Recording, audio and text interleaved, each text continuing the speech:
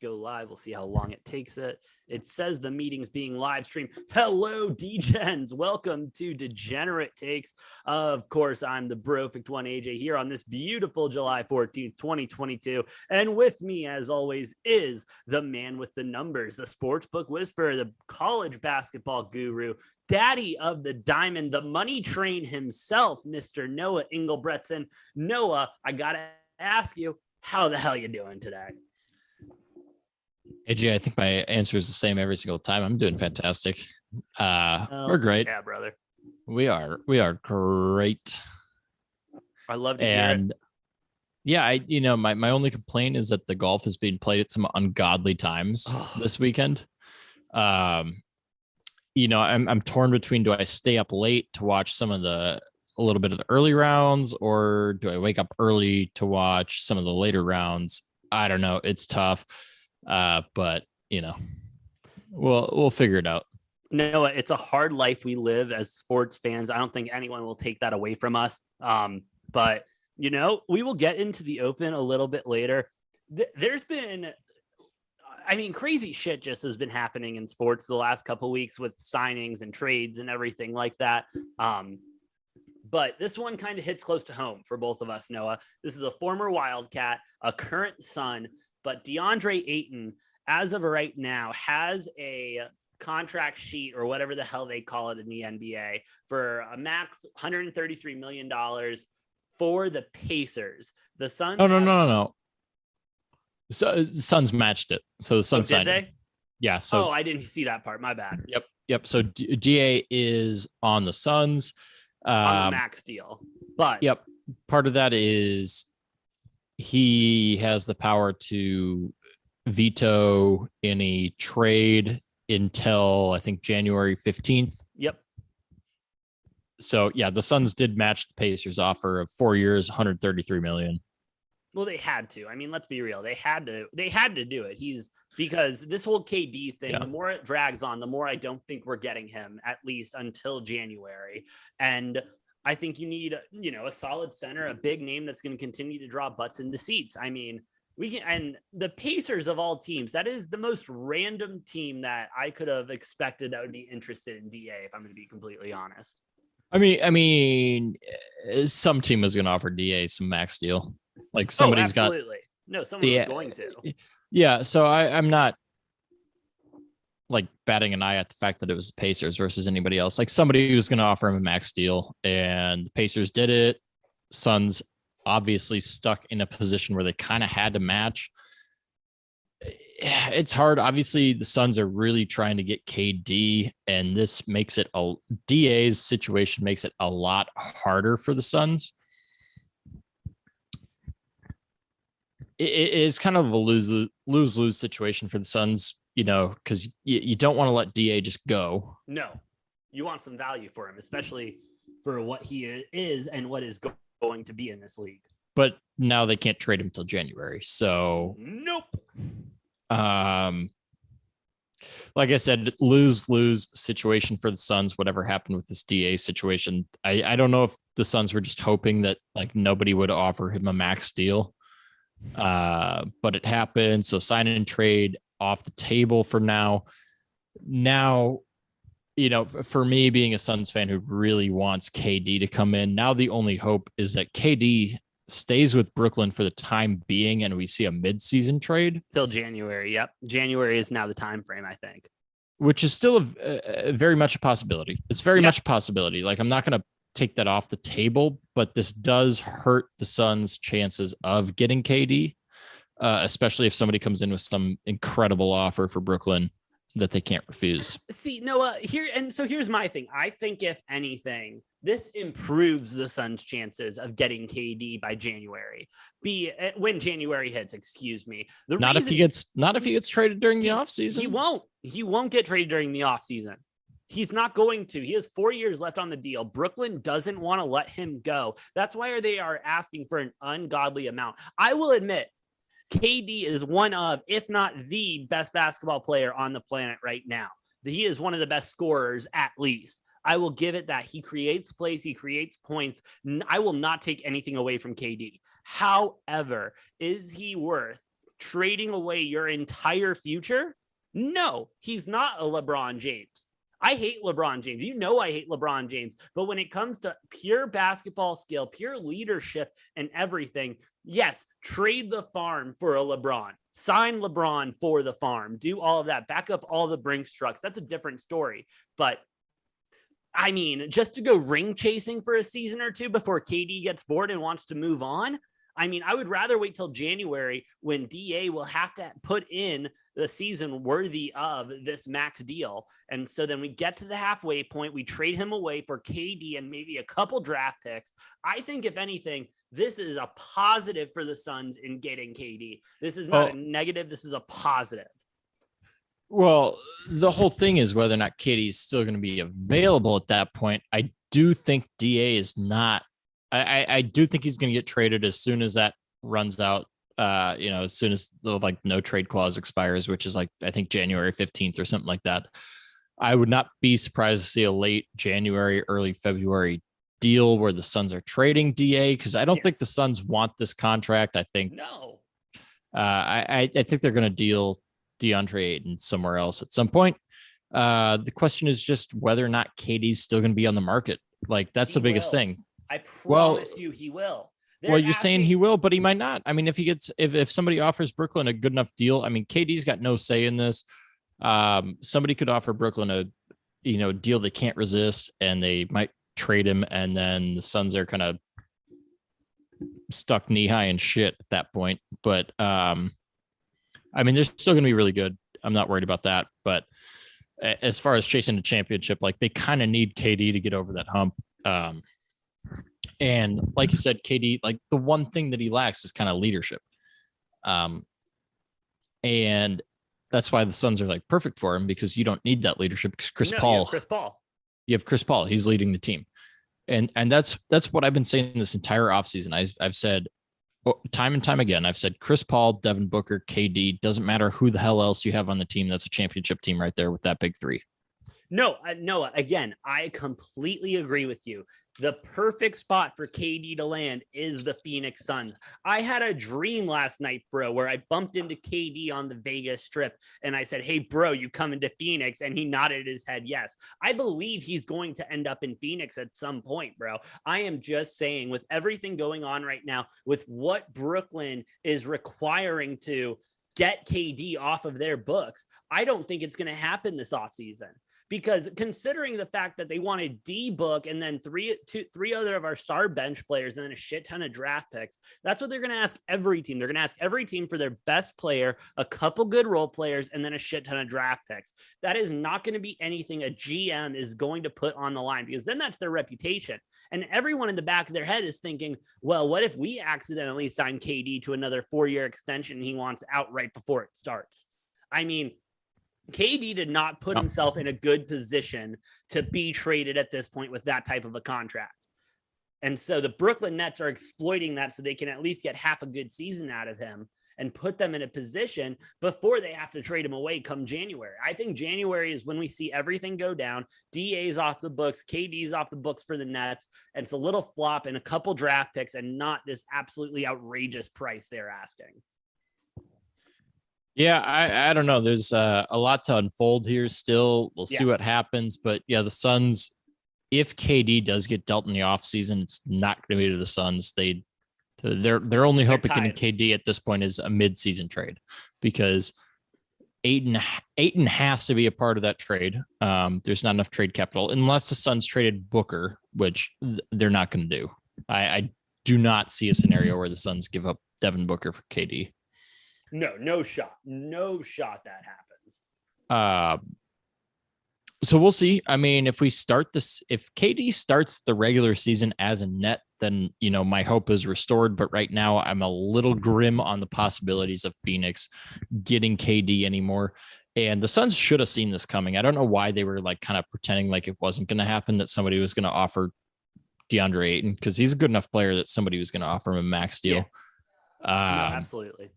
And, the Suns were stuck between a rock and a hard place. And, they had one option here and they had to match the offer. You can't let DA walk, because there goes your,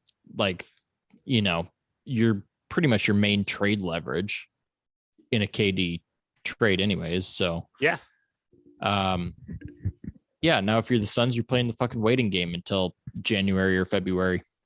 And it's going to be a long waiting game. But Noah, going from the hardwood to the absolute roughest conditions I've seen on a golf course in a long time. Let's talk about the Open right now. The one thing I want to bring up before we talk about anything regarding standings or how anyone's playing, holy shit, you and Matt were not joking the other day when we did our bets for the Open.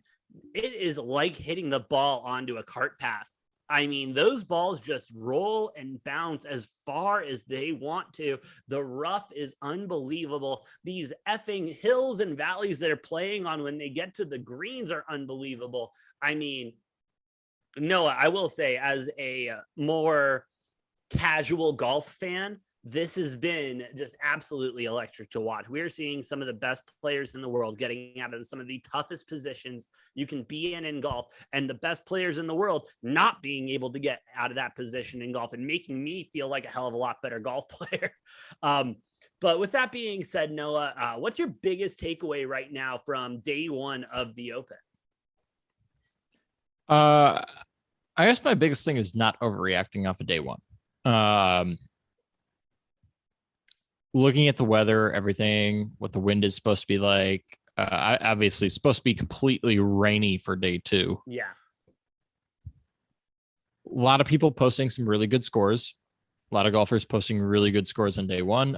I'm not too worried about it because I think the course is going to get a lot harder. They had the easiest conditions day one. It did get a little windy at times, but that was not consistent.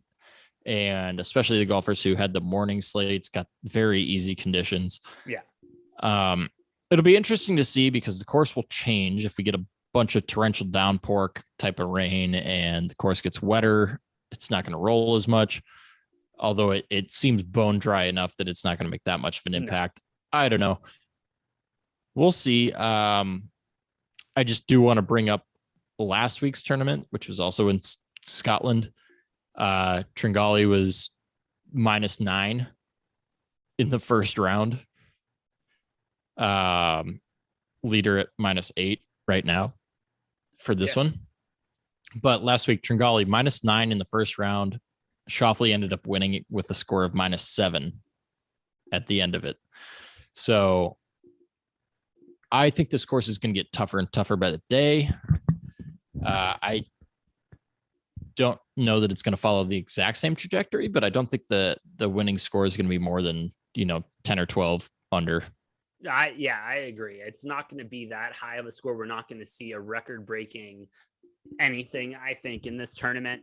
The one thing I do want to bring up about the tournament, not regarding the conditions, just a fun stat for myself as someone who bet on this guy. John Daly tied for 77 at +1. He is tied with the names of John Rahm, Zalatoris, and Brooks Koepka. So in other words, I would like to officially announce that Daly is all the way back. Well, I love how he's got his son caddying for him. His son obviously signing the Hooters NIL deal. So, John Daly Jr.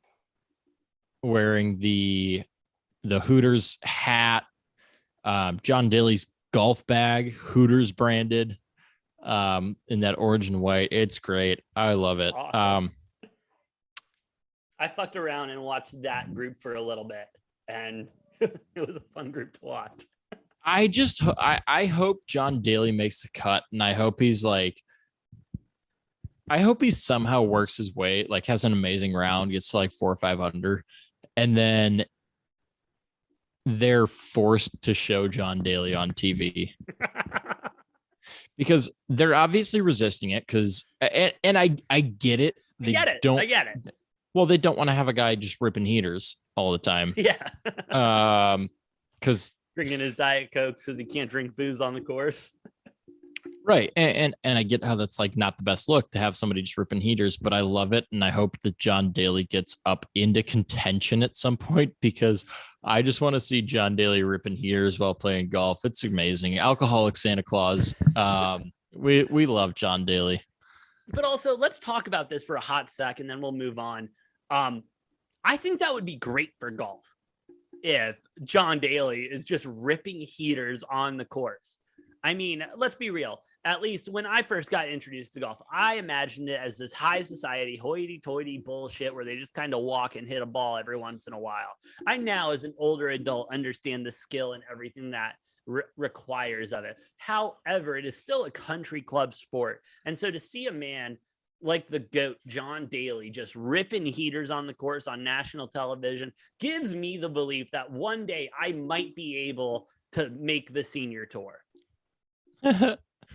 Yeah, I highly doubt that, AJ, but you know, if you do, power to you. Yeah, I'd you know, aside from that, I think pretty much all my bets are looking pretty decent. Yeah, I mean, besides my Tiger Woods to win it all at, you know, plus money, he's tied for 146 right now at +6. But yeah, I feel like all of yours are looking good. Matt's are looking pretty solid. But yeah, man, I mean, it's going to be a good weekend. I feel like this is going to be one of the more exciting tournaments on the schedule. It's been absolutely electric so far. Some of the putts that have been made, some of the drives that have hit. I saw a guy, I forgot who it was. He holed out from one of the deepest bunkers I've ever seen in my life from like 35 feet away. Like, I think it was Morikawa, but it was unfreaking believable. Yeah, I mean, those pot bunkers are pretty nasty. Yeah. I mean, you got a whole fucking wall in front of you. So like if you hit it in the bunker, you better hope you're in the back of the bunker or the middle of the bunker. Cause if you're up in the front of the bunker right against that wall, you're screwed. You're SOL. You're so SOL. It's not even funny. And we did see, I think it was Victor Hovland who ended his round at -4 today. A really good round for him. Great round. But he did take an unplayable in one of his shots that he ended up in the bunker. He took an unplayable and took a drop in the fairway, took the stroke penalty, because there was just no way in hell he was going to hit out of it. No shot. There was no shot. The pictures were funny because he wasn't up against the front of the bunker. He was on the like left side of the bunker. He's right-handed, but it was so deep that all the pictures, screenshots were him, you know, trying to crouch down as far as possible and like see if he could like potentially hit that out. Cause like standing outside of the bunker with like a, you know, 1.5 2 foot drop into the bunker. And then trying to go 1 foot in, 1 foot out. And he just realized he wasn't going to have anything. So he took an unplayable, took the stroke penalty, dropped it in the fairway. Yeah, I mean, these bunkers are crazy. This course is crazy. I do think it played a lot easier than it normally would. Today, I think it's going to get a lot harder. And I think we're going to see those scores drop. Yeah. I wouldn't, you know, I said we're at my, you know, -8 for the lead. I wouldn't be surprised if the final after 4 days is about somewhere between 8 under and 12 under. I can see that. I absolutely could. I definitely think we're going to see a big change up in the leaderboard tomorrow with the conditions that they're going to be playing in. I cannot wait to tune in at midnight tonight to get my weekend started with some golf. 10:30 for you. Oh, you're right. Holy shit. I love living on the West Coast, bro. West Coast, best coast forever, dude. See, that's my problem is it's 12:30 for me. So I'm probably just going to go to bed, maybe get up early and watch some golf. But my girlfriend is going to love the fact that I want to turn on golf at 10:30 on a Thursday. Hey man, it's the Open. It's St. Andrews. It's St. Andrews. It's the birthplace of golf. It's exactly. the 150th anniversary of St. Andrews. The issue is yesterday I said, but babe, it's the MLS. It's rivalry week. I gotta watch this and bet on it. So I am in a little bit of a hot spot. Pick your battles, man. Pick that's your problem. Pick your battles. You picked the wrong battle. But Noah, you have no idea. But Noah, I was so confident in my 10-leg parlay with all plus money that I really thought it was going to hit. So I wanted to watch it absolutely crash and burn. See, that's the issue there, AJ. Like, let that one go. MLS regular season, let that one go. Nobody cares. You know, you got the Open. I do also have PLL, the Premier Lacrosse League All-Star game this weekend. So I do really need to start picking my battles in the next couple of days. Pick and choose your battles correctly. I will start to be better. No, I will start to be better. But with being better, sometimes that does involve trading some stuff, as we've talked about. And my phone has been I had to turn it on silent mode yesterday because the NHL free agency kicked off and my phone decided not to stop ringing. Like, bro, I was getting notification after notification after notification after notification after notification that this shit is getting crazy. Now, Noah, as someone who is a casual viewer of the NHL but still loves the game, can you please walk me through what happened yesterday and why I should be so stoked on it? Yeah, well, not just yesterday, but over the last like 3-4 days. Honestly, the last week and a half or so, if you really want to go into that, because you know, a lot of teams re-signing players. Oh, to ridiculous contracts, but we'll get into that later. Before free agency started, but I think the biggest story is the Ottawa Senators. Man, they are making moves. They are making moves.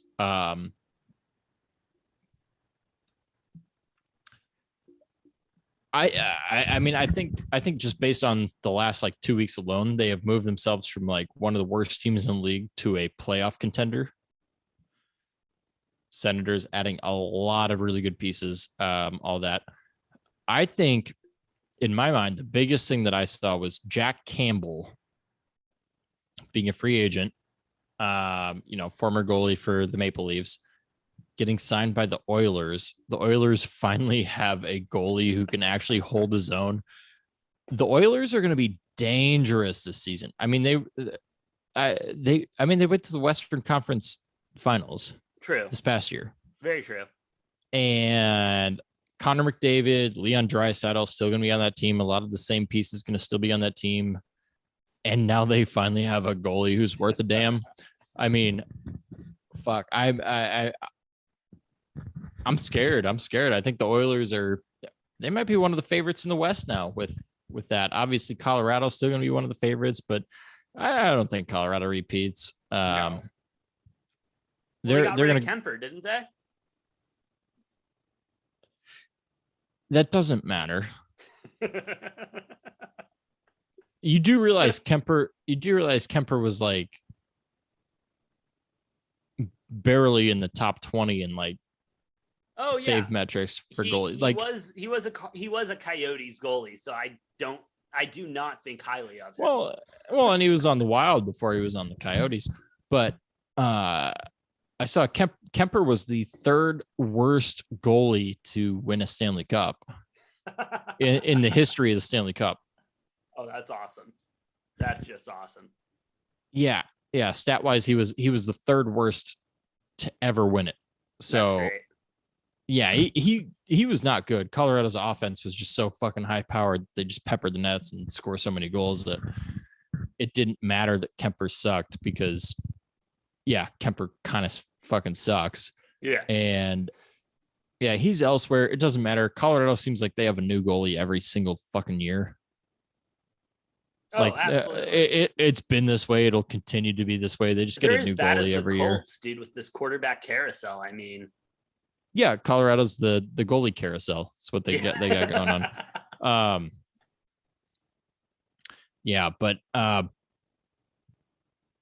Outside of the Senators, I mean, we got Johnny Gaudreau choosing not to re-sign with the Calgary Flames. Shit. Ends up going to the Columbus Blue Jackets out of all teams. He was expected to go to like Philly or somewhere else on the East Coast, but the Blue Jackets really goes to Columbus. Nets a 4 or 5 year contract at like an average of 9.8 million a year. Damn. There was speculation on whether or not he was going to be. I think there's 5 players in the NHL making 10 million a year or more annual. And there was speculation that Johnny Gaudreau might be the 6th. Not quite, falls just short. I think it's like 9.78 a year is what his average is. It's like a 4 or 5 year contract, but he's set. Good for him. Johnny Gaudreau going out getting paid. Not that Calgary wouldn't have paid him, but no.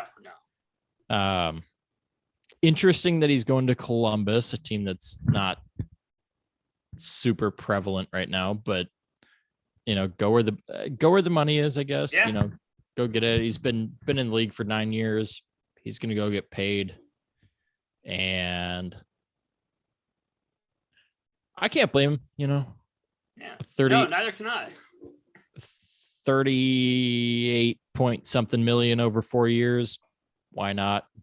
Might as well. I mean, that's a solid paycheck for a while. But yeah, I mean, other than that, there's been a lot of other signings. Like you said, everything's been going crazy. We could go on and on and on about all the like small name signings. I think I literally texted you the other day and I was like, who broke the NHL? Like, the shit's been insane. Well, it's the same thing as any other sport. Like, just not enough people pay attention to it, but like Fair. Shit's going crazy. Like, free agency opened up and everyone's going haywire. There's trades, there's free agent signings, and the landscape of the NHL is shifting a little bit, and it'll be another fun off season. I know my Wild, we traded Cam Talbot, who was a little bit disgruntled after the Wild re-signed Marc-Andre Fleury to a 2-year deal. How can you not re-sign Fleury though? Well, I would have rather kept Talbot, to be honest. Really? Well, I was pissed off about that. Our first round series that we lost in 6 games to the Blues, I thought it was ridiculous. We played Fleury the first 5 games and then threw Talbot in game 6, and then he gave up 4 goals in game 6, but he hadn't played in over 2 weeks at that point. Fair. I mean, Talbot was. I think Talbot ended the regular season like 13, like 1-3 or 13-3-1, something like that. Yeah, and then we went with Fleury in the playoffs every single game until the elimination game in game 6, where we decided to throw Talbot in, who hadn't played in over 2 weeks, and he gave up 4 goals, which is not his fault. I'm a little upset at the Wild organization for that, but hey, you can't be more upset than I am with the Coyotes. We're playing at ASU next year. With that being said, no, you have anything else to say about NHL free agency? Yeah, I mean, we'll continue to see where dominoes will fall. Yeah. Obviously we could have like an hour and a half long episode of discussing every free agent move. We're not going to do that. No, because I would have no idea what to say. Yeah. It would just be me talking for an hour and a half. Yeah, if it, covered kind of the 2 or 3 like big major moves. If anything else major happens, obviously we'll cover that. That's what we're here for, right? And other than that, we'll keep an eye on the Open. Yeah. Open is going to be exciting this weekend, not to mention the Premier Lacrosse League All-Star game this weekend. It's going to be electric. I may post a video on that tomorrow, just depending on the timing. But with that being said, we're a professional show now. We have a link tree in our description now. So go there so you can follow us on Twitter.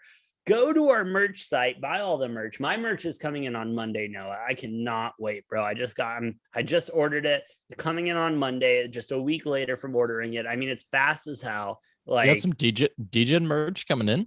Dude, I'm coming getting in hot. Bro, I got the hat, the visor, the shirt, the tank top, the other shirt, and the other tank top. Like, of course I got it all. Hot off the press, baby. Hot off the press. I'll start showing it off next week so that you assholes know to buy it. But no, seriously, besides that, please like, share, and subscribe to the channel. That helps us fight this YouTube algorithm that is holding us down, brother. But with that being said, I've been the Brofect1 AJ. That's been the Money Train Noah. And this has been Degenerate Takes. We'll see you next time live on DJ.